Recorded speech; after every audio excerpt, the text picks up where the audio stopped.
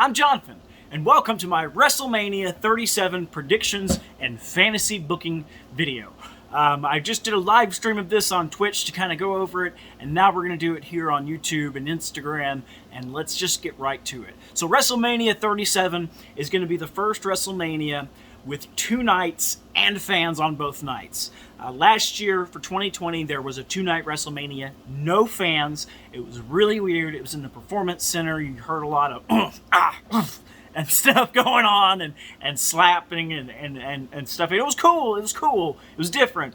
But I am so ready to get the fans back in there. And let's go ahead and get started with night 1. Now, this does not account for any kind of actual match card order. This is just going to be the matches that I know are most probably going to happen, because they always seem to change something at the last minute. And what I think those results will be and what I think they should be. So here we go. First match we're going to talk about is the 4-way tag team match. The winner of this match will go to night 2 of WrestleMania to face Shayna Baszler and Nia Jax, who are the WWE Women's Tag Team Champions. In this match, you've got Naomi and Lana against Dana Brooke and Mandy Rose against the Riot Squad against Tamina and Natalya Neidhart.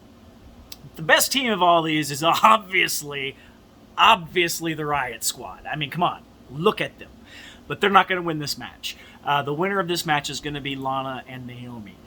They've been pushing Lana really weirdly lately, so I just see that continuing, and I see her getting her first tearful, but that goes into predictions for tomorrow. But who I think should actually win this are Mandy Rose and Dana Brooke, for 2 reasons. One, I think you could do a really fun program with them as champions, and the Riot Squad as the scrappy underdogs trying to get the championships from them. I grew up in the 90s, so there was this real funny thing in high school where it was the Goths versus the Preps. Super silly, and I was totally on the Goth side, which is why the Riot Squad would eventually beat Mandy Rose and Dana Brooke. But the other reason they should win is because Dana Brooke is one of the hardest workers in the company. She's been on the main roster for years. She has taken on any role that the management has given her, and she has performed really well every time. And she does stuff like help put together and take apart the ring before the shows, and I think that kind of loyalty really does need to be rewarded. I'd love to see that happen.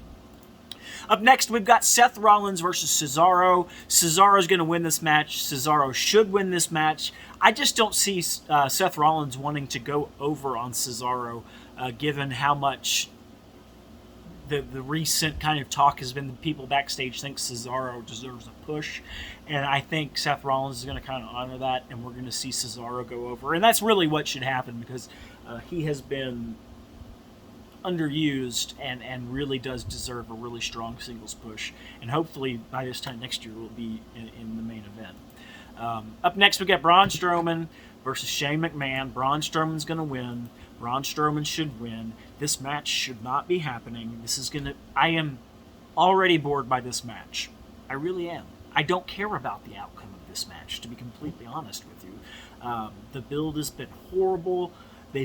Braun Strowman's been misused so much, and they're going to have fans back, and they just put him against Shane McMahon. This has me about as excited as the Triple H Batista match did last year, or 2 years ago, and that was just a turd sandwich. So hopefully this match will be a really quick squash. Knowing our luck, it won't be. Bad Bunny versus The Miz. Bad Bunny, of course, is going to win this match. WWE doesn't like their celebrity guests to not go over, which is understandable. But I do think The Miz should win this match, because he's the consummate heel. He is the best heel character, in my opinion, since Mr. Perfect at his peak. And that's high praise in my world. So I'd like to see The Miz win, just to put one over on the celebrities for once. But Bad Bunny's going to win, and that's fine. Up next, we've got Styles and Amos. I think that's it. I think that's how you say it. Versus The New Day. And I actually think The New Day is going to win this, and they're going to push the breakup of Amos and Styles too soon. I think Styles and Amos should win, and I think they should have that kind of Shawn Michaels Diesel kind of feel for a while, and then have a good breakup around SummerSlam and have a good knockdown drag-out match by them. But I think the New Day's going to win, and I think we're going to see a breakup Styles Amos team, and hopefully Amos will be good in the ring. We just don't know yet. Sasha Banks versus Bianca Belair. Bianca Belair is going to win this. The story that she's had over the past 2 years has just been fantastic. She did really well in the 2020 Royal Rumble, which was her first Royal Rumble. And then she won this year's, and it was such a good Rumble, too. I remember that those last moments were just so... and when she finally threw out Rhea Ripley, it was just so triumphant, and you felt it. And you just were there for it, and I really am excited to see her win. And that's exactly who I would book to win. No hate on Sasha Banks. She's the legit boss, and she's the one who really got me back into modern wrestling, because one of the first matches I ever watched when I got back into it in 2016 was Sasha Banks versus Charlotte Flair in a Falls Count Anywhere match. And oh my God, if you haven't seen that match, go watch it. It is remarkable. Just great storytelling, and then Ric Flair came out at the end. It was super emotional. So anyway, Bianca Belair will win this match. And then the main event for the night, of course, is going to be WWE Champion Bobby Lashley versus Drew McIntyre. Drew McIntyre is going to win this match, and Drew McIntyre, I think, should win this match. The reason he's going to win this match is because WWE wants to give him his WrestleMania moment. They tried to last year. They really did, and they did a pretty good job. You know, it was pretty exciting to watch it. I mean, the Royal Rumble win was unbelievably epic, and it was awesome to watch him win at WrestleMania. But I really, I want to see him win in front of the fans and to really get to soak that in, and I think he deserves that. That's why he would be my choice, and that's why I think he's going to win. I think the powers that be really want to see him do that. Now, I think Bobby Lashley's going to get the championship back, probably before SummerSlam, and I think he'll be a pretty dominant champion after that. But I think right now they're focusing on getting McIntyre his moment in the sun, and I'm right there for that. Now we're going to move on to night 2, Mountain Dew. And night 2, the first match we're going to talk about is going to be the Women's Tag Team Championship match. Shayna Baszler versus Nia Jax, or Shayna Baszler and Nia Jax are the WWE Women's Tag Team Tag Team Champions, and they're going to be facing the winners of the 4-way tag team match from night 1 in WrestleMania, which I think is going to be won by Naomi and Lana, who I then think will go on to win this match. I do think it should be Mandy Rose and Dana Brooke. I think they should win that 4-way match, and I think they should win the championships. That isn't going to happen. It will be Lana and Naomi, but that's how I book it. Up next, Sami Zayn and Kevin Owens. Pretty excited for this because there's really not much on the line. There's not going to be a championship or a shot at a championship. Just kind of two dudes going to beat the crap out of each other.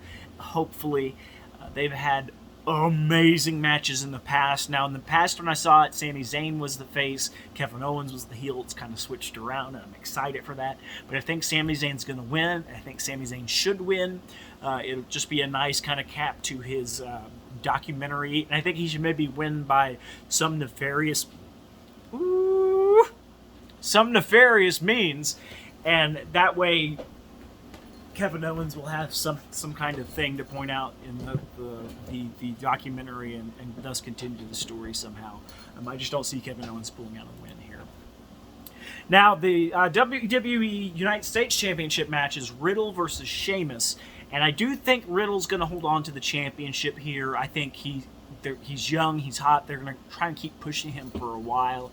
I think it's a good choice. I think he's a great mid-card act right now, and I think having him show and bring back the value of the United States Championship now that they've got that new belt, they can throw away the legacy of that old crap belt and they can start fresh, have Riddle really, really, really own the title for a while. And I think that'd be good for it. I would put the strap on Sheamus, though. I like Sheamus. I love his new little brawler gimmick. I think it's really cool. I think he suits it, fits it really well. The barroom fight between him and Jeff Hardy was so much better than I expected. Even though that storyline was garbage, that particular fight was really good. And I just like to see him with that United States Championship. I think it'd be fun to see this Irish brawler with the United States Championship, kind of gloating about it and stuff. But I do think Riddle's going to hold on to it. So, oh well. Up next, The Fiend versus Randy Orton. The Fiend's going to win this match. The Fiend should win this match. It's kind of going to be payback for WrestleMania 2017 when he got beat by Randy Orton. He shouldn't have gotten beaten by Randy Orton. The Fiend really should still be undefeated himself, but that's neither here nor there. I do think he's going to dominate this match. I think it's going to be a very short match, and I think it's going to be the end of this storyline. We may even see Randy Orton join the Firefly Funhouse. I don't think that's going to happen, but I think this is going to be the final match, and it's going to be The Fiend in a big way. Now, the Intercontinental Championship is probably my favorite championship in the entire wrestling business. While I don't necessarily like the current belt as much as I do the previous one, I still think it's a great belt. It's better than the oval one that Jeff Hardy had for a while and that Chris Jericho had to wear. But it's just one of my favorite championships because so many of my favorite wrestlers have had it. Macho Man, Ricky Steamboat, Mr. Perfect, the Texas Tornado, Bret Hart, Shawn Michaels. Just so many amazing wrestlers have had that title, and one has it right now, Big E. I do think that Apollo Crews is going to win this because I think Big E is going to move on to bigger and better things, and they don't want him to have the strap on him when they do that. They don't really like to do champion for champion matches. So I do think Apollo Crews is going to win this. Regardless of who wins this, though, to see these two specific men in such a high-profile match at WrestleMania really makes me happy because, one, Big E is just an incredible wrestler, and he just seems like one of the nicest guys ever. Like, he's always just doing things for the wrestling community and for his communities, and he's just such a positive dude. And then Apollo Crews has been an amazing worker for years, and he has not gotten his due really the way he deserves it. He did get the United States Championship for a little bit, but it felt more like a gimmick than anything. And I think a good strong reign for him is about due, and I'd like to see that. I would keep the strap on Big E myself, and I would keep it on him until SummerSlam, where I would do a champion for champion match against Roman Reigns for the Universal Championship. I don't think that's going to happen, but that's what I'd like to see. Up next, we've got Asuka versus Rhea Ripley. These women deserve better. The build for this match has been really minimal. There hasn't been except for like the last week and a half, there hasn't really been a lot of story to it. And I just feel like this is going to get lost in the card. I don't even think it's going to be near the end of the night. I do think Rhea Ripley is going to win. I think they want, her new blood kind of pumping things up. Whoa! Sorry about that. My cat just attacked the stand here.